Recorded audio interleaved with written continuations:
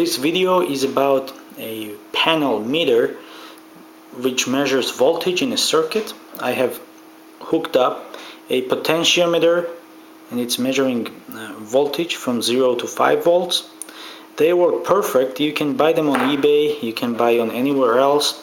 I purchased two of them on eBay and one of them is already burned out because I really did not know how to hook this up. And in this video I'm going to mention one very important thing about how to hook this up to the circuit so it does not get damaged. So I'll start explaining once I turn off the power. Behind there is instruction how to hook this up to the circuit, but there is one little thing missing, and it's not mentioned in the data sheet or anywhere else.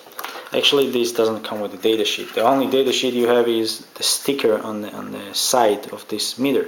It says that there are 4 inputs.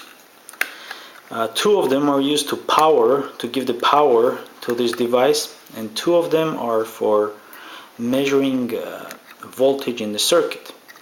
So if you hook this up to the same circuit you are measuring, you are going to damage this meter and it's not going to work anymore. So all you need is this little power supply you can buy on eBay. In my case, I purchased on eBay, and they are kind of isolation from the circuit you are measuring. They do isolation, and this little power supply which I glued on the back will be the power supply for the device.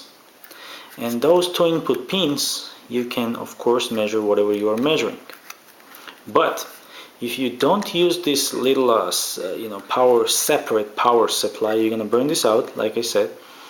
The other option is you can use 5-volt battery, and that's gonna do the same thing. But as you know, batteries get once they you need to replace them, once in a while.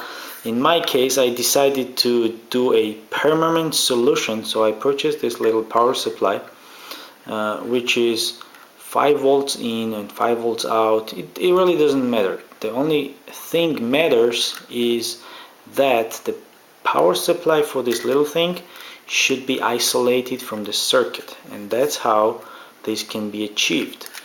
And unfortunately, they don't mention about this thing anywhere on the sticker. They just say, pin number 1 is power plus, plus side of the supply.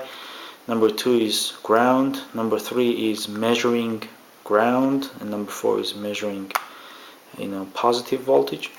So, anyways, just be aware of that may happen. Probably by the time you are watching this video, these little things are already improved and they have some kind of protection inside, but in my case it did not.